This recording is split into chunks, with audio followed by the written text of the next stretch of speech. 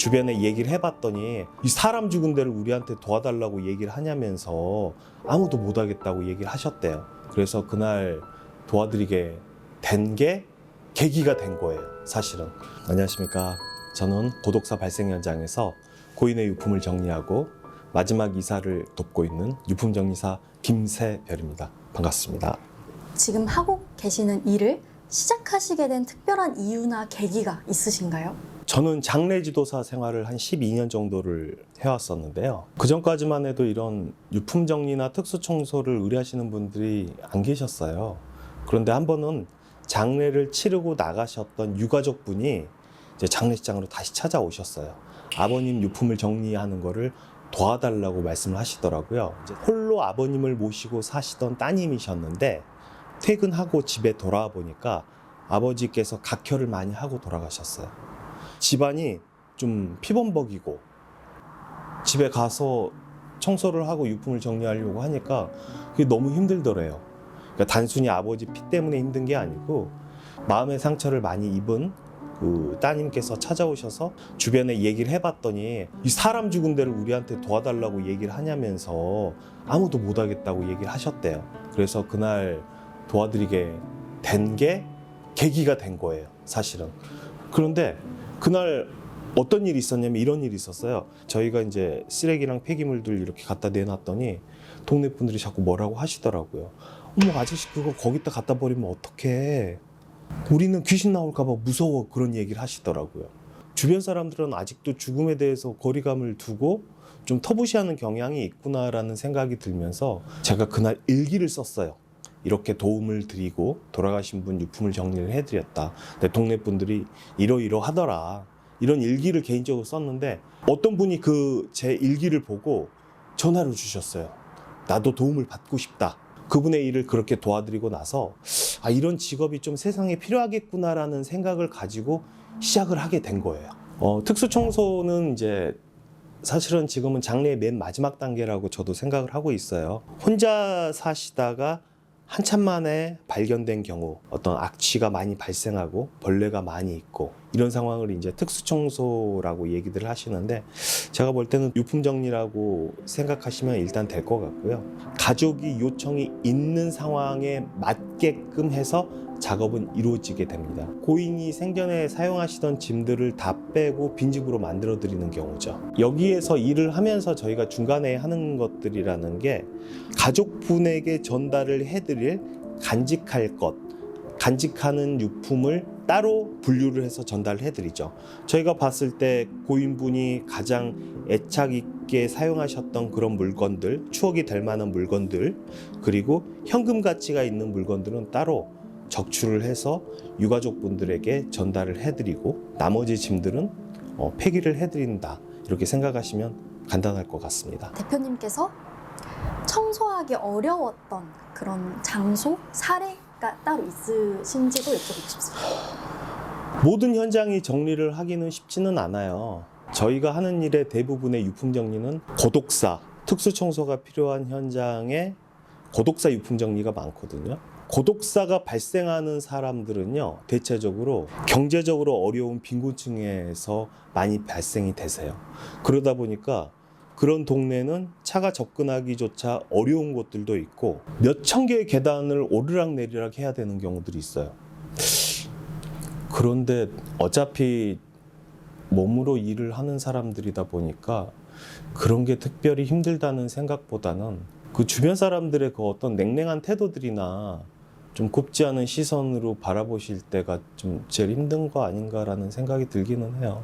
그렇게 외롭고 쓸쓸하게 돌아가셨던 분인데 마지막 정리하는 사람이라도 그분의 입장에서 그분의 편을 들어드려야 되는 게 저는 맞다는 그런 이상한 논리를 가지고 있어요.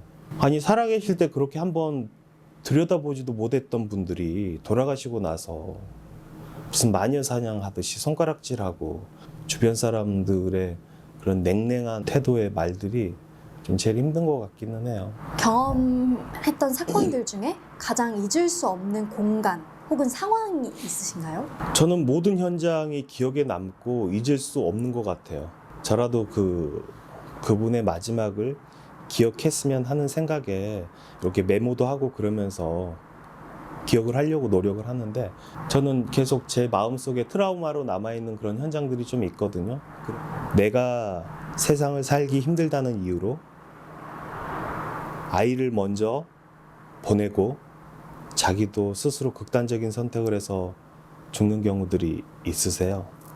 그런 현장들이 가장 기억에 오래 남고요. 가장 좀 힘든 현장이긴 해요. 내가 낳았다고 해서 그 자식의 생명까지 내가 어떻게 할 수 있는 건 아니잖아요. 그런 현장들이 좀 제일 힘들고 가장 기억에 많이 남고 그래요. 보통 일반적으로 어떤 연락들이 가장 많이 오냐면요. 나는 세상을 살기가 너무 힘들어서 곧 죽을 거다. 무료로 이사를 해주신다는 거를 영상에서 봤다. 내가 그런 상황이고 나는 곧 있으면 죽음을 선택을 할 건데 미리 예약을 하고 싶다. 무료 유품정리, 무료 특수청소 예약을 하고 싶다는 연락들이 와요. 그리고 어떤 연락이 또 오냐면 내가 키우던 우리 딸아이가 여기에 나오는 사람들처럼 극단적인 선택을 해서 죽었다. 그런데 모든 상황들이 내 딸아이의 상황이랑 너무 비슷해서 영상을 한참 지켜보게 됐고 그래서 그 마지막을 정리해 주신 분의 목소리를 듣고 싶어서 이렇게 연락을 했다라는 전화들이 가끔 와요. 뭐 5,000원, 10,000원 이런 식으로 후원을 해주시는 분들이 있어요. 정말 경제적으로 어려우신 분들을 내 돈 조금씩 보태서 좀 도움을 달라는 의미로 후원을 해주시는데 그 어머니께서 전화를 주셔서 우리 딸아이의 이름으로 10,000원을 후원을 할 테니까 우리 아이가 꼭 잘 되길 빌어주시면서 다른 분들을 도와달라고 그런 얘기를 하시는 거 그런 것들이 이제 좀 기억에 남고 또 의외로 그런 전화들이 또 많이 오고 그래요. 일하시면서 현타가 왔다. 그런 경험이 있으신가요? 고인의 유품 중에 뭐 현금이 이렇게 있는데 찾아달라라는 의뢰들을 가끔 하시거든요. 근데 저희가 아무리 찾아도 안 나오는 경우들이 있어요. 유가족분들 입장에서는 마치 일하는 사람이 그 돈을 훔쳐가거나 찾고도 돌려주지 않는다는 식으로 얘기를 하시는 경우들이 있어요. 아니면 유가족분이요, 우리 아버지가 평소에 주무실 때 이부자리 밑에 현금을 많이 깔아놓고 이렇게 주무신대요. 그래서 세수대야를 들고 오셔가지고 고무장갑을 낀 채로 그 돈을 같이 저희랑 걷어내서 가져가신 적이 있어요. 돌아가신 분의 어떤 그 자리를 깨끗하게 청소를 하고 이해를 다하기도 전에 현금들만 찾는 유가족분들을 만날 때는 좀 현타가 와요. 야, 내가 이런 더러운 꼴을 보려고 이런 일을 하는가라는 생각이 스스로 좀 힘들게 할 때가 있어요. 떠나간 사람의 공간을 청소하는 일이 대표님께는 어떤 의미를 가지는지 여쭤보고 싶습니다. 저는 개인적으로 돌아가신 분의 마음을 많이 달래준다는 생각으로 일을 하고 있거든요.